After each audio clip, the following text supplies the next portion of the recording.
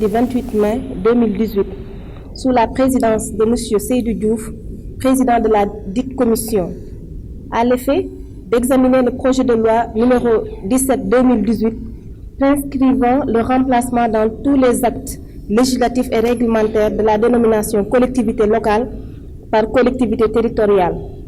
Le gouvernement était représenté par M. Yaya Abdoul Kane, ministre de la Gouvernance territoriale, du développement et de l'aménagement du territoire. En mettant en place l'acte 3 de la le plan Sénégal émergent, il a pensé à l'acte 3 de la décentralisation, dont l'objectif fondamental, c'est de corriger ces incohérences, de promouvoir l'équité territoriale, de renforcer ces collectivités territoriales, parce qu'il a compris également que le développement à la base passe nécessairement par ces entités décentralisées. L'acte 3 de la décentralisation. Je pense que ce débat, on l'a eu aujourd'hui, on l'a eu hier, on l'aura demain, on l'aura après-demain, puisque la décentralisation, c'est un processus continu. Et il y a une histoire. C'est d'abord bien avant la colonisation. Ensuite, il y a eu la première phase, la deuxième phase et maintenant la troisième phase. Il ne faut pas être nihiliste. Il faudrait reconnaître quand même que des efforts importants ont été faits par le gouvernement pour améliorer un peu la gestion de ces collectivités territoriales. D'importants efforts ont été faits en matière de transfert. Je pense que certains maires qui sont présents ici, anciens présidents de communauté rurale, pourront le confirmer.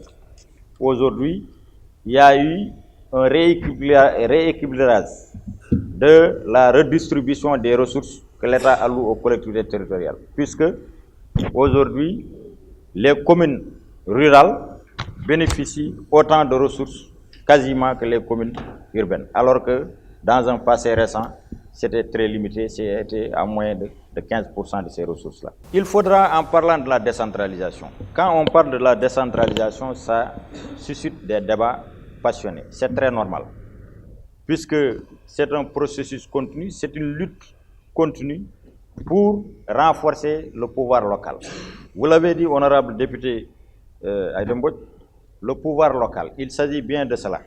Il faudra trouver les mécanismes pour renforcer ces pouvoirs locaux, pour plus de ressources pour ces collectivités, pour qu'elles soient en même de prendre en charge véritablement la problématique du développement local. Mais si nous nous interrogeons, nous, en tant que Sénégalais, la décentralisation, nous avons deux contraintes. Une contrainte objective et une contrainte subjective. La contrainte objective, c'est laquelle? C'est essentiellement les problèmes de ressources humaines et de ressources financières. Et là, je reviendrai sur ce qui est en train d'être fait ou ce qui a été déjà fait pour cela. Les contraintes d'ordre subjectif. Nous avons parlé des incohérences. Nous avons parlé de la capacité, de la faible capacité des acteurs locaux parfois à prendre en charge cette problématique de décentralisation.